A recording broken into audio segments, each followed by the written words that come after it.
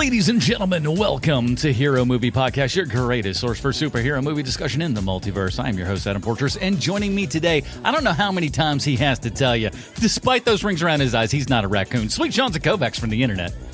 I do like sifting through people's garbage. He does do that. Bruce Leslie's out there floating around in the giant head of nowhere this week, but don't worry, we got it under control. As this week we are talking Guardians of the Galaxy Volume 3.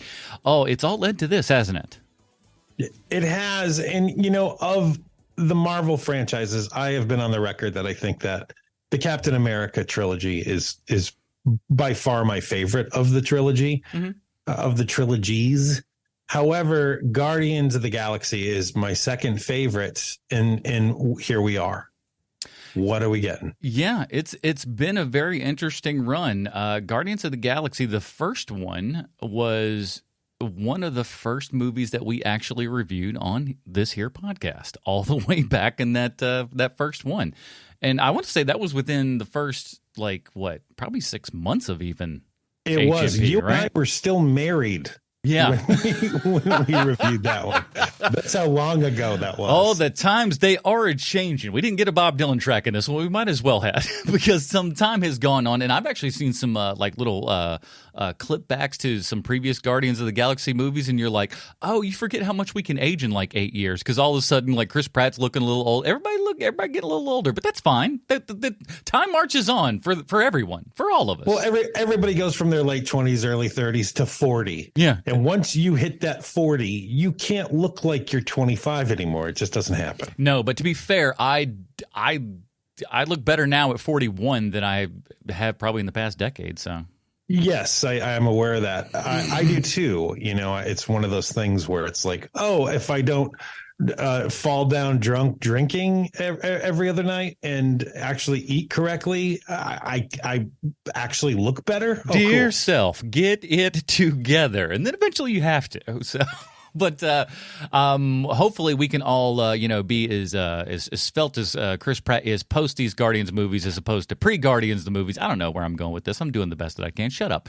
Before we get to go with the Guardians of the Galaxy. That man's walking across that wire with no net. Oh, yeah. There ain't no doubt. Did you see, and we'll get into the thing, but in the beginning of this movie, we're skipping around a little bit, but they have the Quill passed out.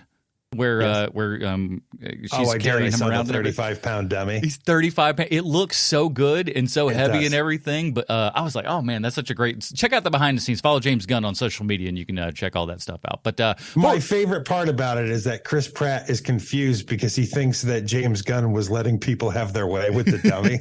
Well, here's the thing, though. The head is back. The mouth is wide open. I'm just saying. No, you're the one who are connecting those dots. I just left it ambiguous.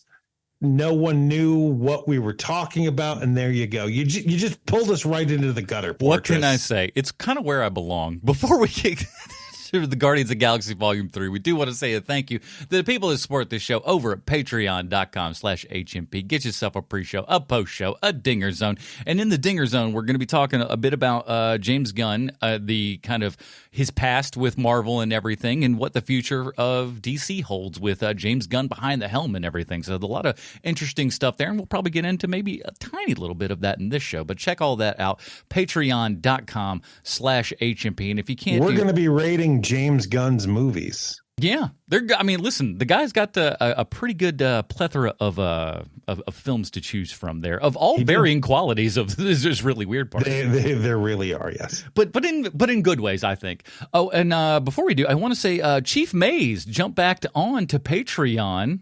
He had recently jumped off and jumped back on, and he is at the $20 level now. And he writes in, Chief Mace writes in, I'm back. I've finished school and tripled my income and ready to see what I have missed. Jumping back into the fray, and that's what it is. People are in, people are out with the Patreons every now and then. But here's the thing: I always say, if you like this show, if you want to see it go along, if you can, support us over at Patreon anytime. Good job. Good job. I'm glad you didn't say it. Whether it's $1 or whether it's $20, whatever it is, we really appreciate that, and we appreciate all of you guys help keeping this show rolling. And on account of it, and I've had to upgrade a computer here, so We've really appreciated all the help we can get. And go listen to all of our buddies and stuff, and we'll talk about them come, I think, maybe next week here. Okay, so let's get it going.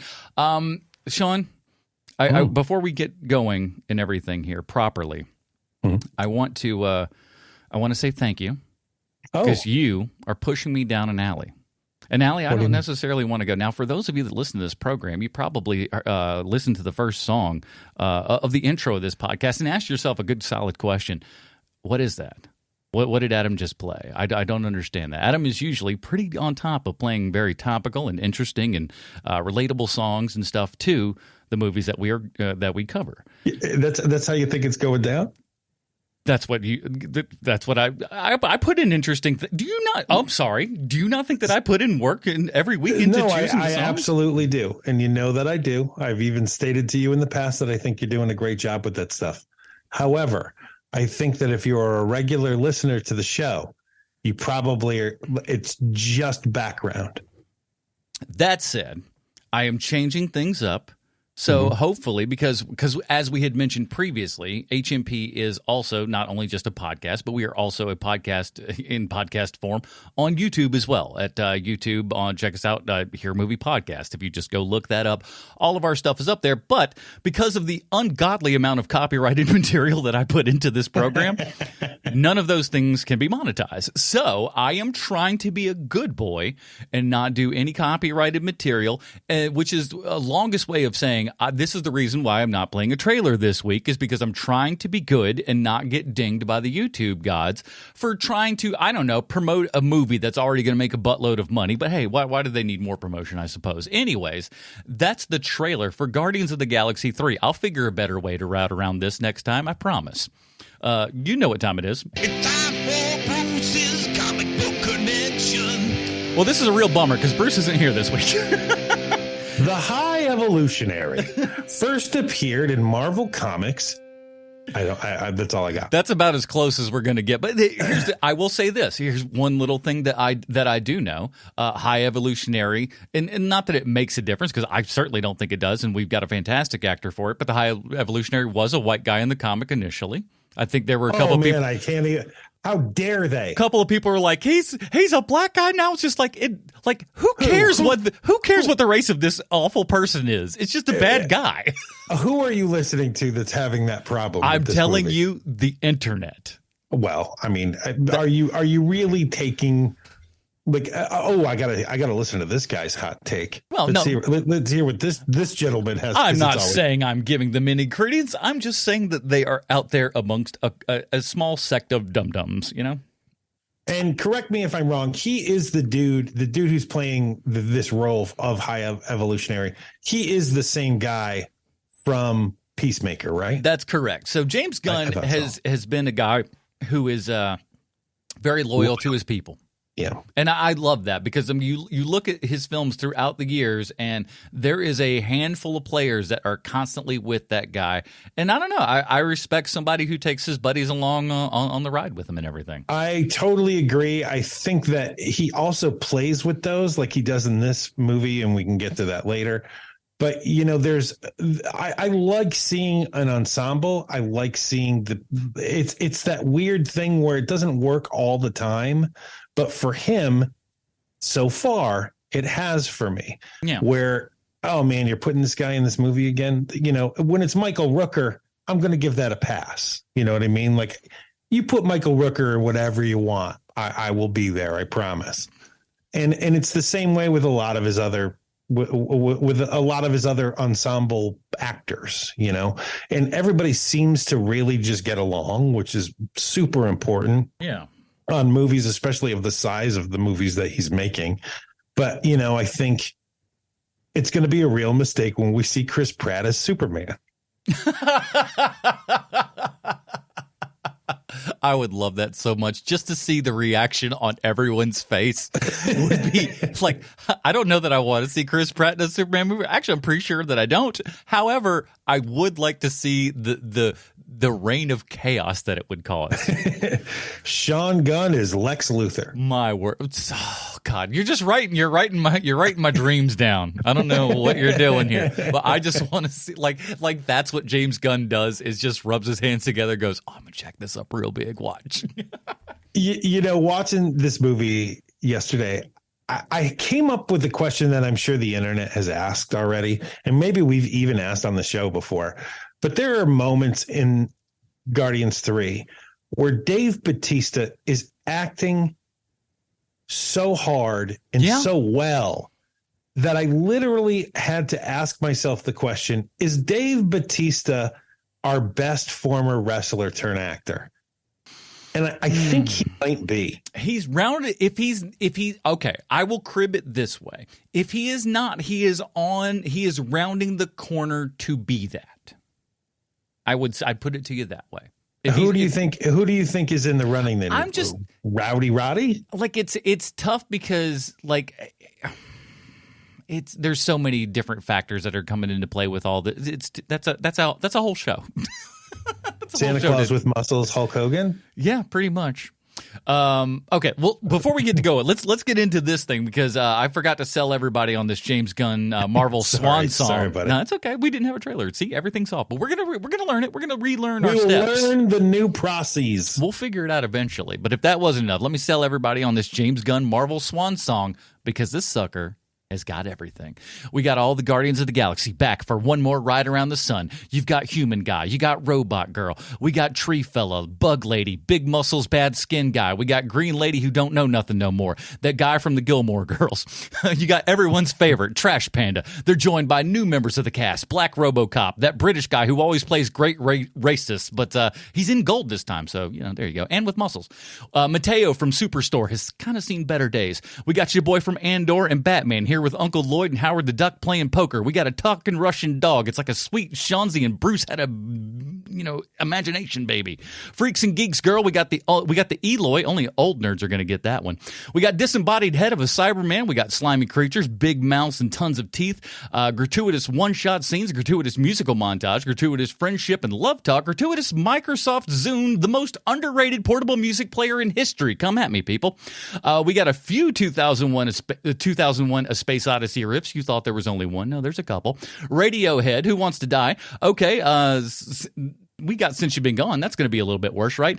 But don't worry, we got a little smaller hits, which make people think that you not only like them because they're in Guardians of the Galaxy, not because your parents are old and make you listen to all of their old music. We've got Animal Torture, Metaphors, Similes, Break-ins, Breakouts. Nathan Fillion finally shows his face in a James Gunn project. What have you been hiding from, Nathan?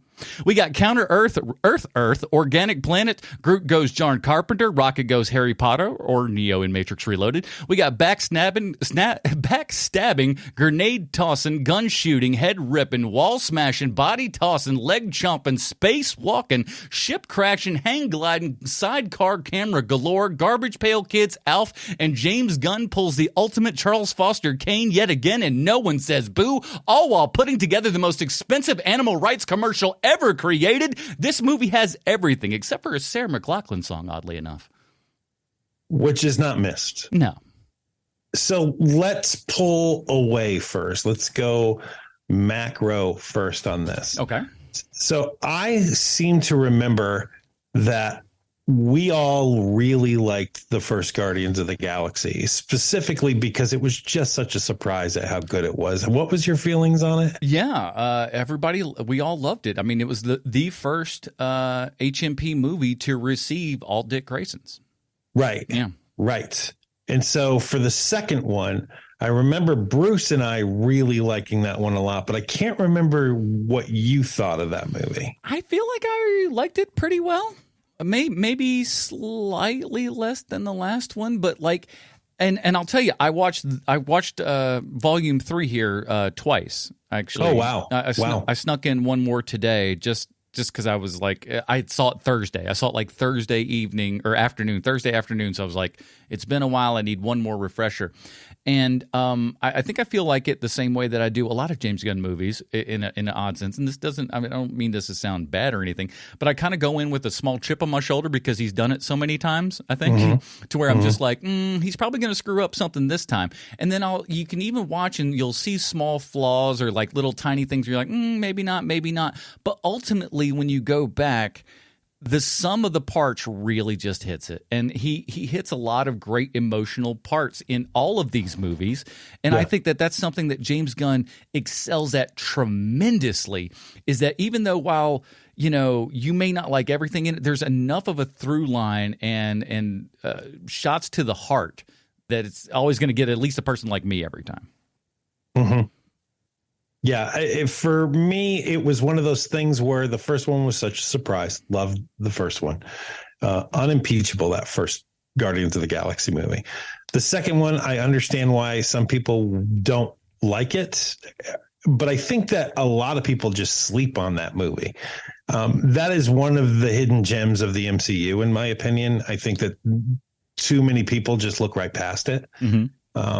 Because there are so many great moments. In the end of that movie, I was bawling, crying, and I'm not somebody who cries watching movies and TV shows. I'm just not that person. It's so great.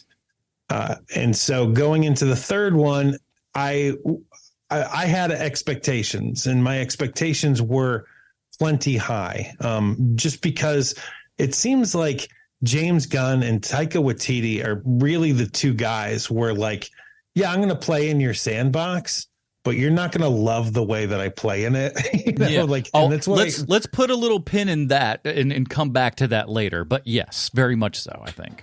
And so, it's one of the things that I really like about James Gunn is that he can work within a system, and then it seems like he tries to reroute the system into his own mold, to the point where they've got him shooting the stuff in every time the Guardians are in something that isn't a Guardians movie, they have him shoot it. Like, that's pretty great.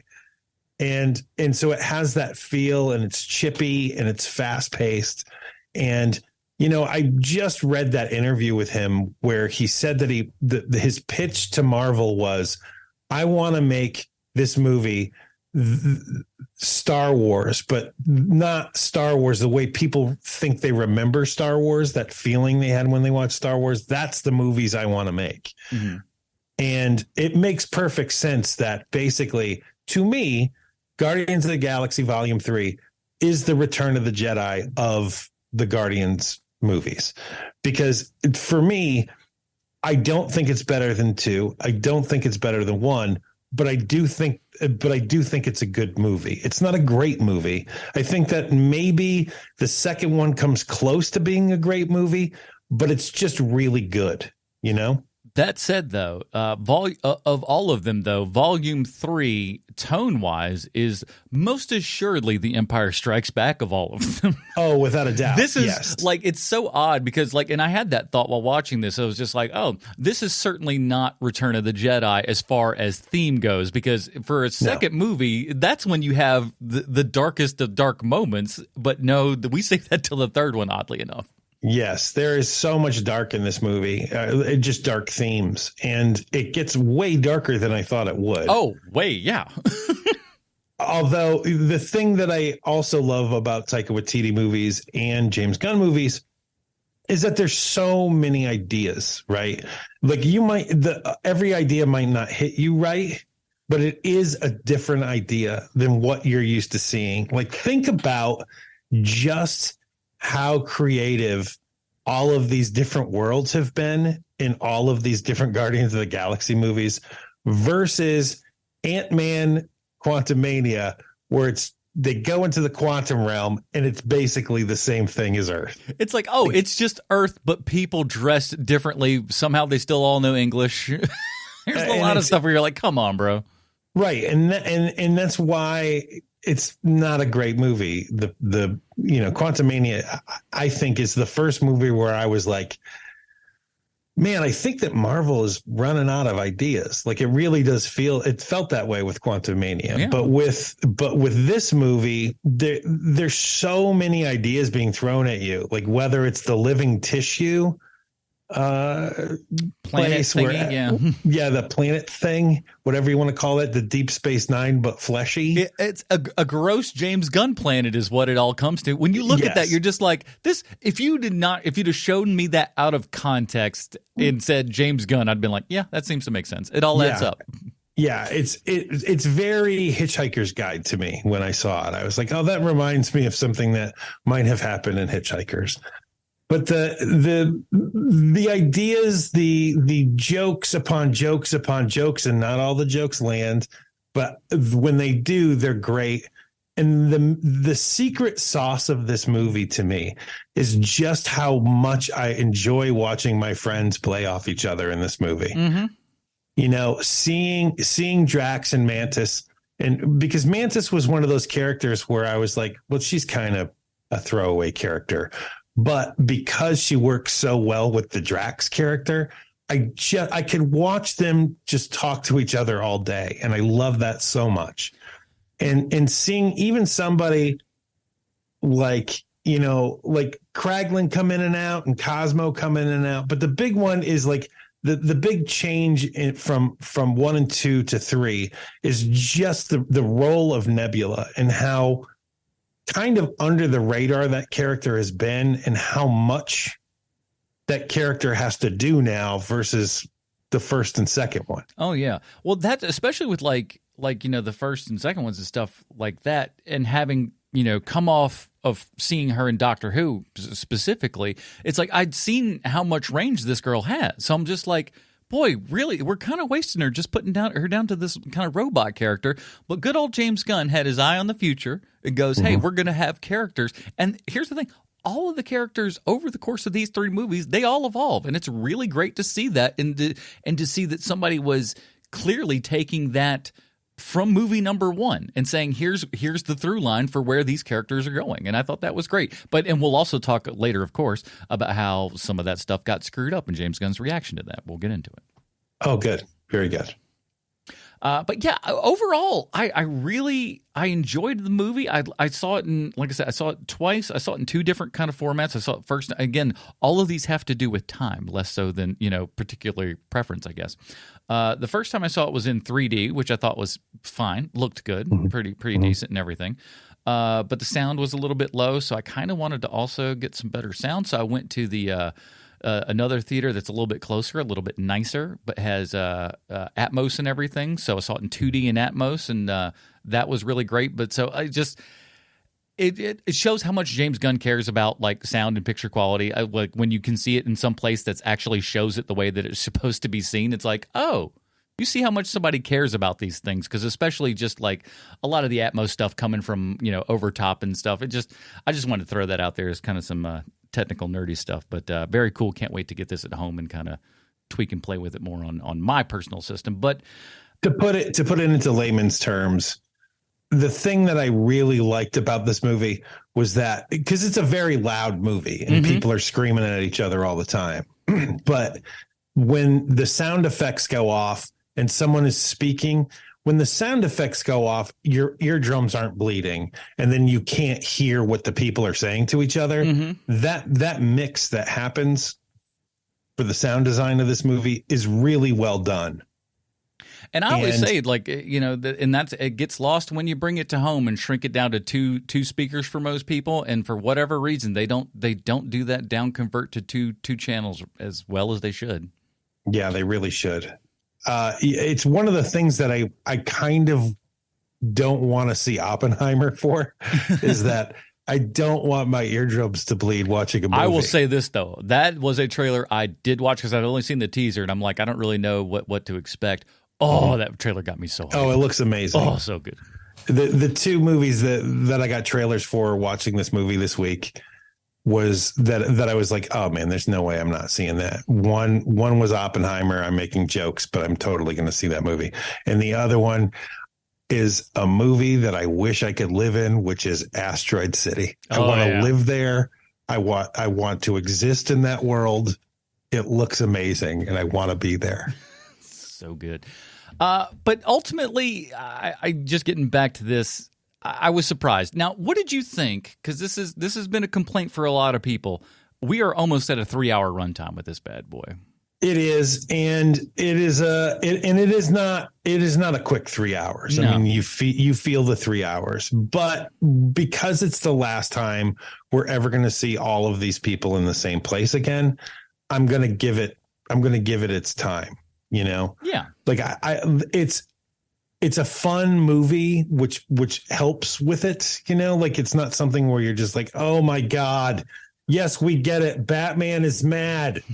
Like, it's not like that. It's super fun when it's fun. And I mean, there's some really dark moments. But even in the dark moments, Gunn is smart enough to always kind of pepper in a few laughs here and there, just so you're not in the doldrums so much you were just like, you start losing the fun of being in a comic book movie.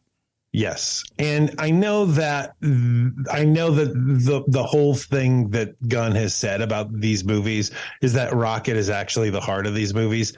That's not true. That is not true. He's totally George Lucasing that so that it fits the scheme for what he wanted for Guardians 3. And that's fine. He can do that. But that is a lie, sir. He is the heart of Guardians 3, and that's great. He can totally be that. But there is no way you're going to tell me that guy is the heart of the movie in the first Guardians movie. There is just no way. I'm like, do you want me to tell you who opens the first Guardians of the Galaxy movie? I got a good hint for you. That's the guy we're all following. That's the guy. You know, the guy who's front and center on all the posters. Yeah, that's the dude and guess what? Because he's a human being, he's our surrogate. Like he's the audience surrogate. That's who we believe ourselves to be, is because we're the only humans. He's the only human. We relate to that human. Come on, guy. You know, it's so funny because in these movies, when it boils down to it, there are no less than 3 characters in this movie that aren't actually there. And and I never noticed it until the very end of the movie when they were all walking out. And I was like, huh. There's 3 people who aren't actually there, and I didn't notice it whilst watching the movie, which is a good one on you, Mr. James Gunn, because I am the first person these days to be like, that guy's not there. That's not a place where they're actually walking through. Like I especially when it comes to something like The Mandalorian, where I'm like, well, they shot that on the volume, you know what I mean? And so to have 3 characters they're so vastly different from each other, and to have them be main characters in your movie, it's just so crazy. Yeah, it's great. And you know, I love all of the differences that they've done to Groot this time. Like, you know, the fact that it can make himself big, he can make himself small, his head can fall off, and he can run around on little things, which is way more frightening than I thought it would be. Oh yeah. Man, that is creep town when that starts happening. But I love that there's ideas on ideas on ideas. You know, you think you know everything about these people, and while that's true with Quill and with Gamora, it's not true with the other characters, because we really don't spend a ton of time with them, even though we spend a ton of time with them. And you know, I know that we were talking about, I got to tell you, we're going to be hopping all over the place, and I'm sorry about that. But Batista, when remember we were getting those rumors like, oh, you know, Drax doesn't make it to the end of the 3rd movie. Yeah. And I was like, that is a real bummer, because I would love to see him show up in some random thing like the Marvels this year. It would be awesome if he just randomly showed up in that. That would be amazing. He's not going to, but it would be amazing. But he's gone into the character so much, and his kind of like, for a character that, like, let's be frank here, no one in the general movie-going audience knew who what this character was or anything about it, has really taken it and actually he's injected life into this character, gave it a sense of humor and a sense of fun in everything that, you know, because when we see a lot of these big, giant, muscle-bound characters, a lot of times we tend to just kind of want to go like, oh, that's a big dummy, and like, blah, blah. But no, he's got a sensitivity to that character while you know, having a bit of vulnerability and a bit of funniness to him. And there's a slight sense of sadness that's always kind of like ever present in Drax. That's always just kind of there under the surface. Well, his wife and child were murdered in front of him. But that's always kind of there and stuff. And I like when when Mantis goes and like, even though she goes, oh, we don't do these kinds of things to our friends, but she's constantly trying to have him forget all the horrible stuff that's happened to him. Yeah. And, as someone who read the Drax stuff, especially in the 90s when everything was awful, especially the space stuff. Oh, my God, it was so bad. But Silver Surfer had this weird run where maybe for 12 issues, it was really great. And so I would read it. And then there'd be a Drax the Destroyer issue. And I'd be like, jeez, because all that dude did was talk about how much he wanted to kill Thanos. That's literally all he ever, that was his goal. That's all he ever spoke about. And so it was like, man, you're not going to kill Thanos. It's like it's not going to happen. You're just a big dumb guy. That's not going to happen. And so to have this character that I was never a fan of. Oh, and with Bruce not here, there's your comic book connection. Hey, look at it. Look at me. So to have it go so far the other way, where I love the MCU Drax, and I know that they've changed that character since. I don't really read I haven't read a Guardians book in forever. You and forever most people. And ever. Yeah, but I know that they've switched up the characters now to where they're way more like the movies are, and they should. I mean, these characters are great versus your books that no one ever read. And so it's one of those neat things where hey, these characters that you don't care about at all are going to be some of your favorites in the MCU. And so when you, to get to my initial point here, so that when Drax is still alive at the end of 3, I was like, man, that's so great. I am so glad that they didn't kill this character off, because they've done so much work with this guy. Let's keep this character still in the universe. It's great. Well, in several points throughout the movie where people and again, it was kind of a great thing that we know that this is kind of like the last, all in Guardians movie and everything. So when people got injured, it felt like there were some stakes. Yeah. It was just oh, snap, somebody may actually die in this movie. But I'm also glad the fact that we just also didn't just, go. It wasn't James Gunn salting the earth and saying no one touches these characters ever again. No, as a matter of fact, if anything, having everything go back to 0 so that somebody else can play with these characters later is a great thing. I'm really glad that they did that. And it feels like something that James Gunn probably already had in his head before he left for DC, because this script has been done 5 years ago, right? I mean, this script's been around forever. Yes. Now, so let's get into this, because I think this is important, and I think this also goes to a part of the theme of Guardians of the Galaxy and may help. I don't know if explain is the right word, but we need to talk about it. I think Gamora is Marvel Studios. Say what? I think Gamora is representative of Marvel Studios. Oh, wow. Really? Yeah. 100%. Oh, wow. And I think I got a pretty good beat on this. So Gamora dies, and that was not a want of James Gunn. This was part of the Marvel cinematic plan, if you will, the Feige plan. Right. And that was not a thing that was on James Gunn's table. He was not a fan of that. He did not want that to happen. Let me stop you there for a second, because he has said previously that he wanted to kill Gamora in the second movie, but he got talked out of it. But continue. But bringing her back in and everything, and just having that relationship, and him always kind of wanting to kick that relationship back into gear, wanting to see that go. And he has to, the whole movie is Quill having to come to the realization that the thing he thought was once there, and it's not there anymore. It's done. No. That time is finished. He's got to move on to something else. She's moved on because, she wasn't attached to this guy in that way and everything. So I don't know. To me, it felt just like that whole relationship felt like James Gunn letting go with Marvel and him kind of just that whole speech about how, oh, you were gone and all this stuff. That the elevator speech was basically him going, man, Marvel kind of screwed me on this, and here's what I've got, and I'm doing the best with what I can, but this is kind of it. That's what it felt like to me. I love this idea. I think that you're on to something. If you go back and watch it again, specifically when they're riding in that elevator and he's kind of breaking it down for her and the girl that's the red-skinned girl that gets him into all the stuff, when he's going through giving that speech and the whole cliff notes for that stuff, I feel like that's James Gunn just going like, Marvel kind of screwed me over, but here's what it is.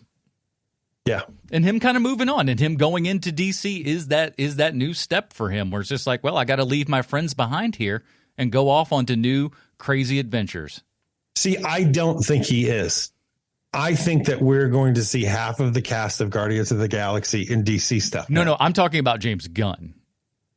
Right. But I think we'll see those other things for sure. I think the cast members will show up in other stuff. But this was James Gunn's way of saying, like, listen, guys, it's been fun. Y'all let me do what I can for a while. We had that great, wind-swept romance and everything. But that time is gone. You don't see me how I see you anymore, and it's time for me to go. Do you think that lady from The Office is just like, man, I cannot believe this, because they used to be married? Well, I would imagine that there's probably a lot of that because James Gunn strikes me as somebody who is super great to be around. Like when he is around his friends, he is probably one of the most loving people in the world. But he also seems like someone you don't want to be around 24 hours a day. I don't like, listen, this is not from nothing. I don't know the man personally. I've been 10 feet away from him in a hotel. That's about it. And on the sidewalk later the next day. But I also think that he could have a really mean streak to him. I don't know why I see that. But no, he clearly can. Yeah. But I still think that lady from The Office is probably like, oh man, I totally got off that train too fast. I could be getting all the roles that he's giving his wife. I'm sorry, James Gunn, but I got to do it. I'm not saying that she's not talented. I'm not saying that she doesn't belong in any of these things. I'm not saying that at all. I am saying you cast your wife in everything. I get it. Listen, a lot of famous people have done it throughout the years. You ain't the first. You ain't going to be the last. But it does show. It was really surprising when she got shot in the leg on this one. I did not see that coming. I did like her reaction. So funny. Her reaction was very real. Like, what did you do? It made me laugh so hard because it's the last thing I expected to have happen. It was so good. Speaking of last thing, I'd seen pictures on the set and everything shared via James Gunn and stuff, and I thought for sure he'd be wearing something over his face the entire time. But old Nathan Fillion raw dogging his face out there for everybody to see. How about that? Well, he's been in enough of these movies, but never made an appearance. So I thought that was I thought that was really great. I'm like, but I thought they were going to wear like the big full kind of James Gunn suit, if you will, because I don't know how else to describe that, but a James Gunn outfit. I thought he'd be wearing that helmet thing the entire time, but he was just like, "Listen, can I please just show my face in one of these things?" No one believes I'm in your movies anymore. I'm like, I was the blue guy in the other thing. I was a poster in the second movie. A poster. Can I at least be in this movie with my face? He's like, okay, fine, sure, fine. But we had a break-in. You got to love that. You got to love a break-in stuff. And you know that I do. And even when they cut that little hole, I even looked at that right then and there. It's just like, that ain't big enough for Drax. I knew that the second that they cut that hole open, I'm like, he ain't getting through I think they're really smart with the marketing on this because truly the takeaway for me, like when there's snapshots in my brain while thinking about this movie, it's going to be them in the multicolored spacesuits, like jumping towards the planet, then being there, and then and Mantis can't get it right, and she's flipping all around. That is a huge theme that I noticed this second time with Mantis. Mantis can never fall correctly. She's Right. always landing on her head or in a weird, just a way that would just jack anybody up, but she never lands properly, and it's great. That one time she lands and I thought she broke her neck. Yeah, some hard lands, and you're just like, oh. Speaking of which, in that fight scene in the hallway, one of Marvel's best ever. Yeah, it's good stuff. Just incredible scene. But the level to which that Nebula gets eviscerated and then pulls herself back together is so like this side of Terminator 2. And there's also something where, like, because she doesn't feel the pain, I was like, man, like, she is really just getting completely obliterated here. Yeah. Like her head is going backwards on her body at some point, just slumping down lifeless. And you're just like, holy crap. And then it's just kind of like all right, now I'm fine. And it happened more than once because there's that one scene where they're done with their mission, like an earlier mission. Holy cow. Whew. I just had... Give me a second, sorry. That's all right. Sean's dying on the internet, but at least we're going to have a cool recording about it. You know what I'm saying? We're like, we can play it back in court. Ooh, and he's gone. God bless. Man, that was crazy. That's all right. You okay? Good deal. Oh, yeah. All right. Fine. Just want to make sure you're all right. So, you know, like her uniform is completely torn up. In one of the earlier ones, when they have those cool blue uniforms on. Mm-hmm. And she has nothing but bullet holes and like laser shots all over her. And it's and I realized like, oh, she's kind of their Wolverine, because you really kind of can't kill her. She's always coming back. I don't know. Part of me liked, part of me didn't like how when she was looking back at all the footage of Rocket and stuff and was just like, this is worse than what Thanos did to me. I was like, is it that bad? No, sorry. I know that you need it for the movie, but that's not true. Like, I don't think that's true at all. I don't know.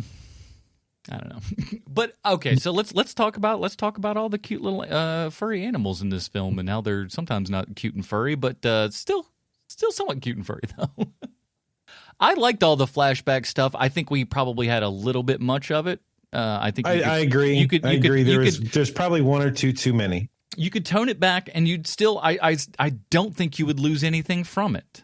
I really don't. But I mean, that's just James Gunn wearing his heart on his sleeve. Exactly. He's a big animal lover and everything. So like, and again, like I said, it's kind of a joke, but at the same time too, he's a big giant animal rights guy and everything. And so this is something that is clearly on his mind, and he's got a giant megaphone right now. And he does it, but he also does it in a way that's not awful preachy, It's not terrible. We don't get, like I said, we don't have that Sarah McLachlan song. We don't have to have something that sits us down and goes, boys and girls, this isn't good. We know it's not good. Because they show us. They show us instead of tell us. And I thank James Gunn for doing that and not giving us, an after-school lesson. Well, I don't think he'd ever... I don't think he'd ever do that. Unless again, he is showing signs of Lucasism here, maybe later. Oh, you never know. Listen, we haven't given him the full reins of everything yet. He's just been able to direct these little Guardians movies. Now we're going to Guardians. We're going to give him free reign to do whatever he wants on anything now, and for good or for ill. We'll talk about that. We'll talk about that on the post show. But because I have a lot to say about the post show, but what vibes these animals were giving me are Sid's toys in Toy Story. Oh yeah, for sure. The next door neighbor kid, how all the toys are all messed up and they're still like scary, but they're actually even more gentle than Andy's toys. Oh yeah, we got teeths with the eyeballs and everything. You're like, oh my Lord. The little bunny with the mouth and the spider legs, you're like, geez, I'm crow. We got nightmares for days. But again, that goes back to the point where they're doing it. One of the few little things I got to kind of ding James Gunn on a little bit here, because I said that he didn't make this into an after school special where we're told about the cruelty of animals and all that stuff. That said, there were no less than 2 lines in this film where we specifically and explicitly say out loud, "Friendship is good. I like friends. Friends are good." And you're like, yeah, okay, all right, thank you. I think we all knew that by the scene we just saw. But apparently, I guess, maybe somebody in a test screening was just like, "But why are they happy, though? Oh, they're friends? Okay, you'll write that down and put it in later? Okay, good. Because we don't know that they're friends, especially after 2 or 3 times of them doing the same thing. These movies are basically the perfect Sean is 10 years old movies. Mm-hmm. Because they are exactly like the thing everyone gets wrong when it comes to kids movies and family movies. The thing everyone gets wrong is erring on the side of bland, right? Whereas like all of the stuff that I loved as a kid there was a little creepiness to it, Mm-hmm. Like, and I'm thinking about like, it's hard to believe now, but in A Christmas Story, the reason why that movie became so beloved is because there are so many moments in that movie where you're like, well, that's the creepiest thing I've ever seen. And so that's what this movie does really well, is that like when it's gross, this movie is incredibly gross, but it's gross in a way where you can be 10 years old and be like, blah, and it's not going to live in your head forever. Right. No one's likely going home with nightmares about this stuff. And if they like the worst they could do is be like, "Oh, I need to be nice to pets."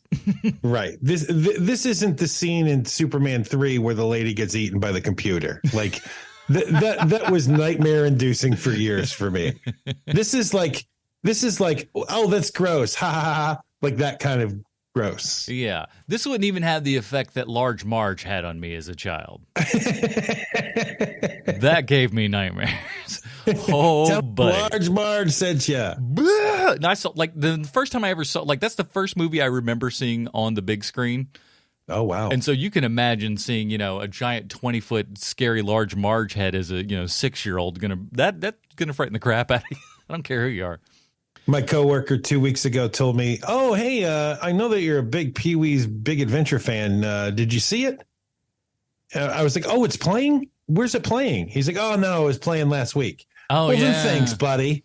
Thanks for that. Thank you for that. I would have loved to have seen that. If I had the time, I absolutely would have gone.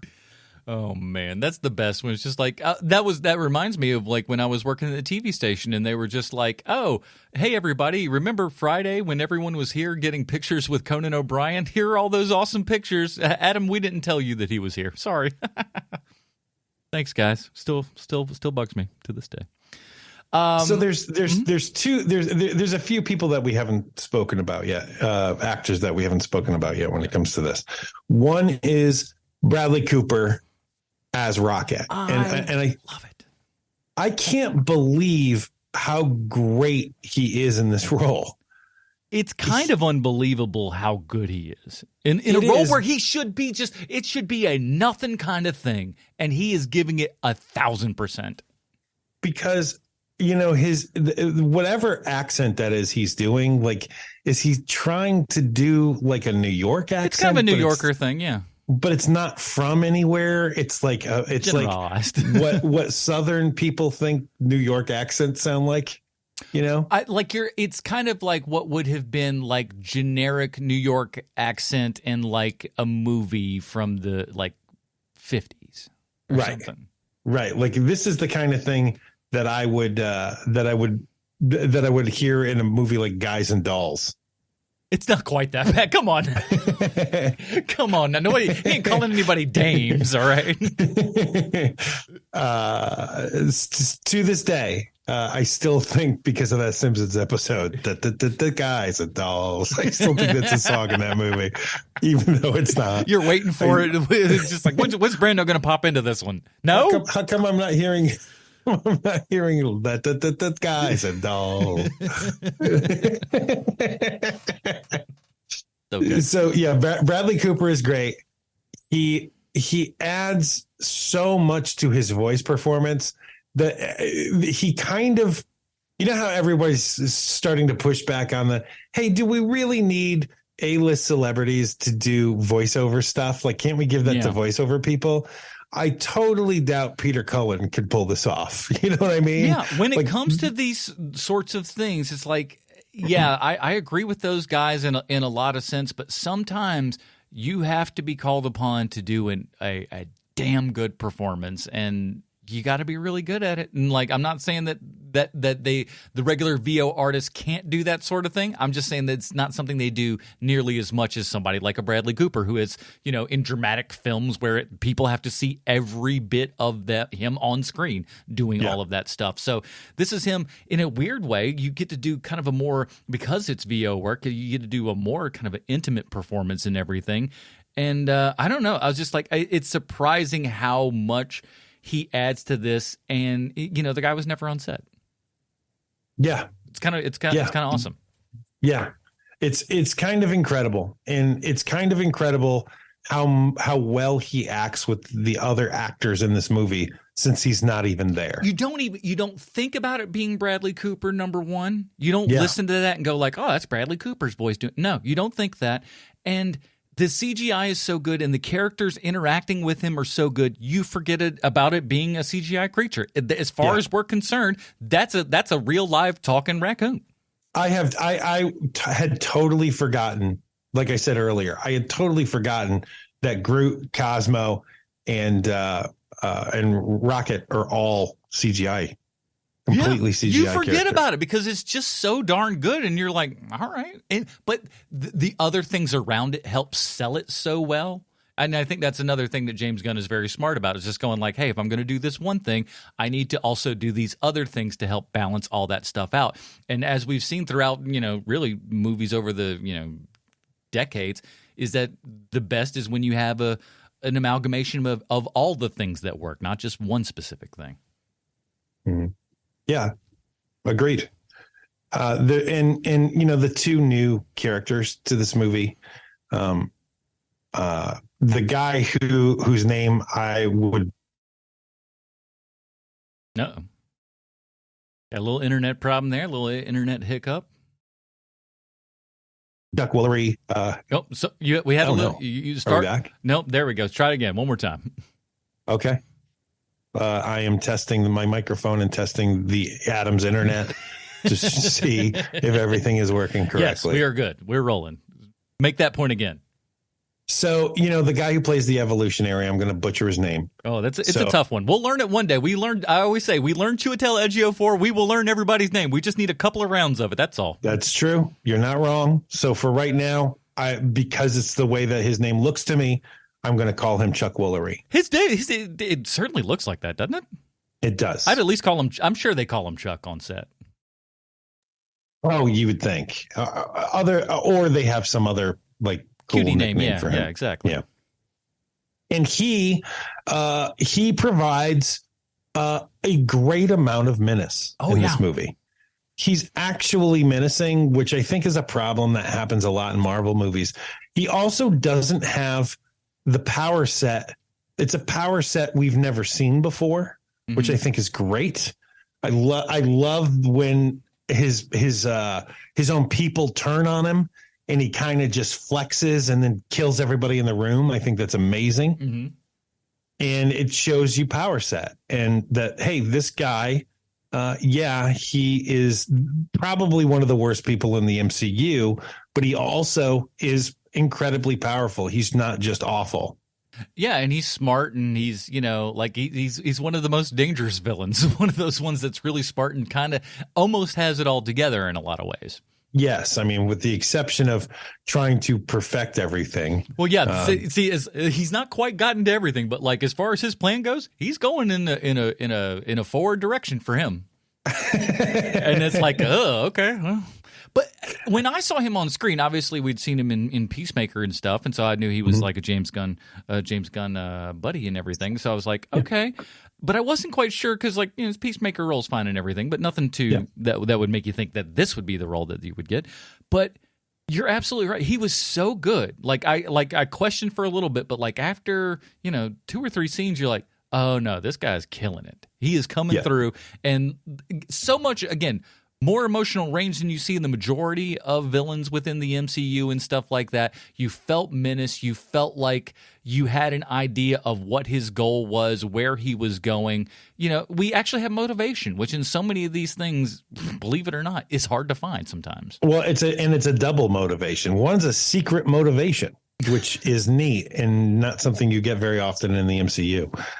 And so, you know, having this actor, having Chuck Woolery perform at this level and standing against, you know, these people who have been working together for 10 years. And he seems completely normal in this role. Yeah. Whereas I think that even with something every so often, like, you know, I love the Game Master. Is that his name? In Thor Ragnarok. What is that character's name? We're not talking about the Collector, are we? Because that's a different thing. But he's not in that one, I don't think. Right. No, it's the one with dude from Jurassic Park. Oh yeah, that is the Sam. No, it's Jeff Goldblum. Jeff Goldblum's character. What is I can't remember. Is he the Game Master? I can't remember his name. Oh gosh, I don't know. But you know, it seems like a lot of the times in Marvel movies, where especially when you get somebody who has seen, you know, like okay, so this is what other people have done with their performances. Like you know, they want to go a different way with it a lot of the time. And so you get something like that where, you know, like Jeff Goldblum just being Jeff Goldblum for the entire movie. And that's fine. He's Jeff Goldblum. That works for him. But for something like this, to make this character not funny at all, I think is a smart choice. That's the way that needed to go.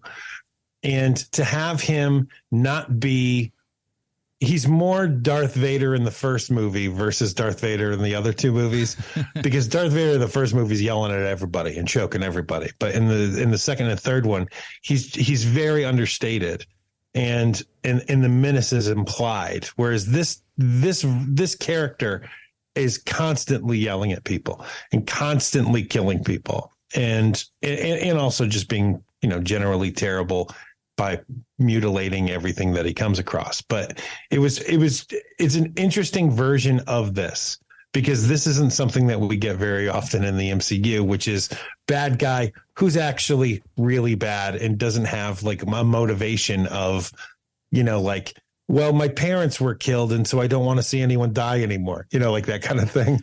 And this guy's just basically like, God doesn't exist, so I'm stepping in and yes, I'm becoming God. I'm like, oh, that's always the sound of somebody who's got a really good, solid plan. Which is what makes it great, which was what makes this villain a very good villain for a change. You know, it's not something where it's like, oh, man, he's got the same power set. He's got a suit that looks a lot like his. Like, it's just a completely different thing. And that's why I liked it. But we've got to talk about my favorite character in this movie, which is Will Poulton, played Adam Warlock in this movie. So what were your thoughts of this? Because I know you're a Warlock guy from the day.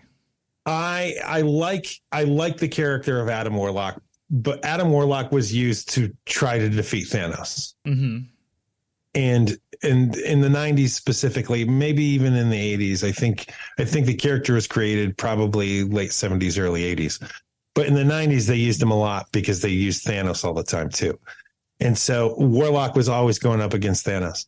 And the character spoke like, you know, in grandiose terms. And it was sort of like Space Thor a little bit, like the way that they treated him, you know, not the thy and thine and stuff like that, but more like he spoke loudly, like that kind of thing. Did he ever get his own font or a special word balloon? No, he wasn't like that. No. But it was really, we save that stuff for like Vision and Spawn. yes, that's a Spawn. So for this character to be that different, very different from the comic books, this is a far more interesting character than the one that we got in the comic books. And this is a character that like you want to root for now, which is difficult when the power set is so high. I have nothing in common with this character. This character is literally a space god, like that kind of thing in the comic books. But in this one, he's so dumb. You know what I mean? That's what They I play like. him off. Yeah, so they treat him as if they took, and they talk about it in the movie, that they kind of took him out of the incubator a little bit too soon. He wasn't quite done yet, and so he wasn't ready. he still has some stupid mentality of like a child or a very simple person, to where he doesn't quite get all the things that he should, because he's just mentally, cognitively, he's just not all there just yet. Which I kind of like. That. I love that character. I just loved. I love the way he plays it. I've always liked him. I've always thought that Will Poulter was like a very vastly underrated comedic actor, just because, first of all, his American accent is so good you would never guess. He was where he's in from movies originally. for a darn near decade before we all realized he was not American, and then we were Right. like, "Wait a minute, do that guy? That guy? No." No, Yeah. really? Huh. I mean, he literally looks like they scraped him from under a rock in Alabama. He has he really looks like that. That he had like the Anna Paquin career, where we're just like, wait a minute, you're what now? Yeah. Oh, okay, fair. Yeah. Didn't realize. So sorry. Yeah. You're so good at playing all these other things that are clearly not who you are, but good for you. I bought it. Yeah, really, really terrific. And I especially like the characterization of this guy. Like and at the end of the movie, when you get that you get the Sistine Chapel thing happening with Star-Lord, it's like, oh, that's really great. That is, I didn't expect the turnaround to happen that fast. Maybe a little less on the animal stuff, a little more character development, but okay, you know. But you knew at some point, though, and I was just like, I knew it was coming around the corner any moment. I'm just like, when is the I've been working too damn hard for this moment?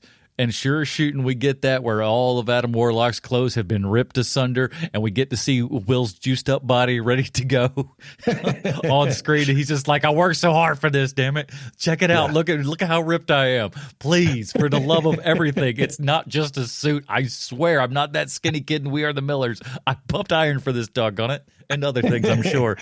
Do you know how much HGH I've taken? Probably a ton. No, it's easy for those little skinny guys to get jacked. I always think that. I think it's easier to go skinny to jacked than flabby to jacked. I think.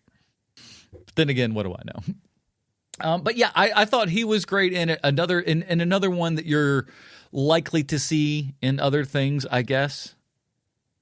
I don't know. I don't know how Marvel's going to play this. I think that they've mishandled so much during this phase, because they were kind of like, hey, let's throw a bunch of stuff against the wall and see what sticks, which I understand. They're playing with house money. They can do what they want. See what goes. but I got to tell you, having basically Freaky Friday, but with the Marvel ladies, like that's great. I got to say, that's another one where I watched that trailer for the Marvels going like, get me excited for this. I needed a little fuel, because I'm just like, tepid was how I would describe going into that movie. But after the trailer and stuff, it gave me enough to go like, all right, okay. Yeah. I'll check that out. That looks like it might be some fun. It looks like they're having the nice interplay within the characters and stuff. And, hopefully Marvel is learning from these things. That's what ultimately I think, and you can back me up on this, that's what we hope from all of these things, be they good or bad, is that Marvel, DC, whomever, learns from their mistakes, learn from your successes, learn from your failures, and then, and adjust accordingly. Yes. And that doesn't seem to be happening. Not all the time, but No. at the same time, too, though, it feels like there is a little bit where they're kind of pumping some brakes and stuff, and hopefully that will end up being a better thing for the rest of us. Yeah. Fingers crossed. Well, before we get to our final review, we have to ask ourselves how many backflips he had to do this week to relate this movie back 1-to-1 with Sylvester Stallone, Sean. Well, let's see what my notes say here. Thank you, Adam. There it is. He's in it. Oh, I don't have a stinger for the end of that. There. I listen. I would have done the work, but as you know, I literally got home 10 minutes before we started podcasting from work. I had a giant week this week myself, and the next week's going to be, not as big, but just big enough. So believe you me, I get it. But listen, okay, so let's instead, in lieu of a traditional Stallone connection, let's talk about his role in this. Do you think that Sylvester Stallone knew any of his lines before he hit set that day? There's no way. but I think that they did it right this time, where they basically, it wasn't made like it was a gigantic deal that he was there. He's just a background character, which is what he should be. I don't want Sylvester Stallone to take over the Guardians of the Galaxy. I don't want him to take over, but like if you gave him a little something to do. No, we'll talk. Go. You finish your talk. I was a little fearful of that. I was a little fearful that at the end of this movie, the Guardians of the Galaxy would be so intermingled with that crew. All the Ravagers, yeah. Yeah, with that Ravagers crew, the Stallone crew, that it was going to be a bummer, but there aren't any. There isn't a single Ravager at the end of Guardians, and I think that's the way to go. Let's continue having Rocket be the leader of this group is a great idea, because that character is never going to age. Yeah. Have Groot, that character is never going to age. Like, let's keep that going. That's great. Yeah. I think that I like the little bits that he's in this. I like those characters, like the red guy that does like the emoji with the Doctor Strange thing. Yes, that's a real guy from comics, and he was a Sorcerer Supreme in like whatever area he was at. Oh, cool. Stuff. So I saw that on the internet. It's like, oh, this is a real dude who was a Sorcerer Supreme. So all that kind of, the little portals coming in and stuff like that. I thought that was very cool. And at one point, before the whole James Gunn firing debacle, as it were, people forget about that, but fired and then rehired because he was fired for a very stupid and silly reason. One of the few to come back from that in a nice way, which was good. But Gunn was actually going to do more of the kind of space offset sort of stuff that would have to do with like the Ravagers and stuff. Like he wouldn't, from what I'm to understand, wasn't going to direct or anything, but may produce stuff like that. But obviously that's not going to go forward at this point. But would have been an interesting route to go down. Because I don't know, I liked when all those people came in on the ship and stuff, they all looked interesting enough. Yeah. Where it was just like, cool. oh, look, yeah. Look, they're cool looking, but he did it correctly and made them basically like the bounty hunters in Empire Strikes Back, where like, these people look really cool. This is the last time you're ever going to see them. Let's move on. You probably don't like, yeah, exactly. It's like you hang out with them for a weekend and they're horrible people, but like, for 5 minutes on the red carpet, they're really cool to meet. Well, it's the original Guardians of the Galaxy lineup, the one that I read, and it's not like I read a ton of them. I think I read one or two, more than likely just the one, because I found it boring. And those characters, there's nothing to them. Like there's not the interplay. There's none of that stuff with those guys. And so to have them still in the universe, that's great. Maybe they show up here and there from time to time in some other space thing, and that's great. But we don't need an hour and a half, 2 hours, or in the case of Guardians 3 hours of living with these people. We don't need it. Yeah. But we do got a lot of interesting characters and stuff now. We got like another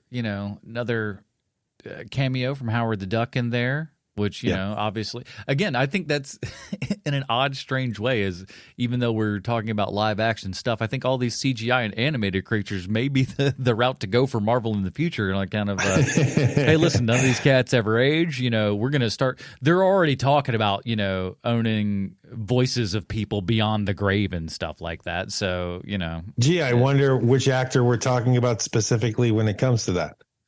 Could be anybody.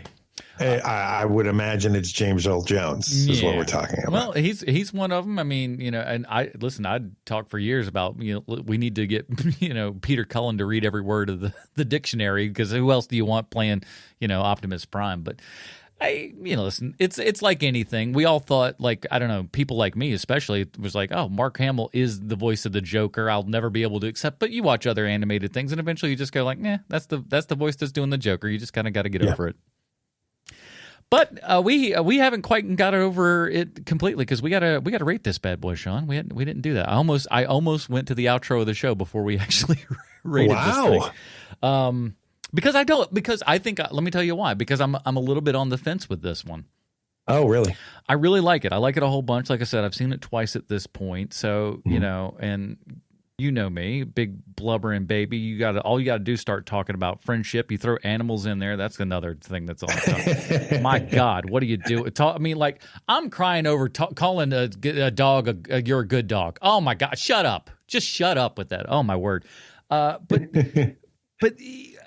it doesn't quite reach what the other Guardians movies did. But again, I feel like there's a decent chance that this thing might actually grow on me even more. Because while it is this very dark and somber Empire Strikes Back level of all of these movies and stuff, because even though we end in like a decent place, it still feels pretty dark. Because even Empire, while, it's a feeling of loneliness at the end there. They're kind of staring at the ship flying off and everything. It's a bummer ending, but it still feels kind of hopeful. This has that same, again, sort of thing. You're kind of hopeful, but it is kind of all done, and things were still pretty crap. So I'm going to go a reluctant Dick Grayson on this. Maybe just a low one, just because I really liked it. But yeah, that's where I'm going to go. Yeah. I think there's too many flaws in this movie. And there are. I'm not saying, and like all things, even a perfect score is never indicative of a perfect movie, because such a thing one could say doesn't exist. Yeah. So for me, it's a Tim Drake. Mm-hmm. Although I do have to say, one of the shining things that this movie has going for it is that its post-credit scene with him eating breakfast with his grandpa is one of the best post-credit scenes that I've seen in a very long time in a Marvel movie, where he's like, so I don't want to mow his lawn. There's another, his son lives with him. He's an able-bodied 45-year-old man. Is he just going to sit there on the porch staring at me as I mow the lawn? It's so funny. It's so well done. And it's such a human moment that I just really, really love that scene. And I think that when it comes to Marvel movies, like, we need more of that and less of a, hey, guess who's coming next? Like, we don't need that anymore. There are way too many characters to have to follow in the MCU at this point. We don't need to do that anymore. Leave people with a laugh. Leave them with a laugh going out of the theater, as opposed to them searching quickly, because this is true, searching quickly for their phone so they can figure out what the hell did they just watch. Right. Leave them with a joke. Leave them with a joke. Leave them with something funny. Even if it's something that's like this, that isn't like, hammer on joke, but it's more of that kind of subtle joke, and the extended sound of eating cereal into the stuff. Like, it's not a joke for everybody, because I could feel people in the audience, some did not care for it. So we're like, what the hell did we just watch? But I think it's amazing. That's what's fun about it. It's like, that's what I want these things to be. I don't need them to be the next breadcrumb to, frankly, the next ticket you want to sell me. I've already bought the ticket in my mind. I host Hero Movie Podcast, for Christ's sakes. You've got my money. You don't need to sell me on it again. Just we'll go. We've clearly proven it. And after, what they say, I think $114 million this weekend for this movie. Pretty good. Pretty good in the landscape of films that we got going right now. Exactly. So, good on James Gunn. We'll talk about more of the future of where James Gunn is going to go and stuff in the Dinger Zone. So do check all that out over there, and then we'll see what Bruce thought of this movie next week. So sorry, he had a lot of stuff going over in the Leslie house. Let me tell you, but good stuff. We'll be talking about what we're going to talk about next week in just a minute. But Sean, where else can we find our work on the internet? Oh boy, we've got a show called 30 Questions where we kind of dissect every nerdy property coming out of Star Wars and Marvel. and check that out. And our next show is, what is our next show? Ooh, Secret Invasion? Secret Invasion is coming up, yeah. That'll be interesting to see where they're going to go with that, because, I mean, a relatively new storyline here and everything that, you know, I think a decent number of people have read. I mean, shoot, even I was, you know, got into it a little bit during that whole Secret Invasion nonsense, because it was just, I don't know, it was kind of fun for a little bit. But I know everything that happens in it, so how will this be different? If anything, they tend to be different, so I'm excited for that. So we'll see. I would like you to go to YouTube. Go to YouTube and check out Bruce Leslie, Anime Dad. Go just look and just search Anime Dad on YouTube. Bruce is going to pop up there. If you haven't, subscribe to Bruce's channel. And after you've done that and watched all of his videos, it won't take you that long, I promise. Then go over to HMP. Just over on YouTube, just type in Hero Movie Podcast, see that, subscribe to this channel. We're almost at 10,000 subscribers, and I don't really even do anything over on that page. And but we really appreciate it. We post a show up there, so if you don't have access to your phone or MP3 player, whatever, to where you get this, you can always kind of look us up on YouTube or share it with a friend. That's obviously a very easy way to share the show with a friend who may not be one of those podcasting people who doesn't have a separate podcasting app, but I bet you money they got a YouTube. So share a show with people on YouTube, but we really appreciate it, and hopefully I'll be putting some more content up there in the future. Guys, it is May, and as such, it is anime over here at Hero Movie Podcast, and we're starting anime out with Sean's pick here. My neighbor Totoro from one Miyazaki. That's available on, I think, all HBO stuff right now still, yeah?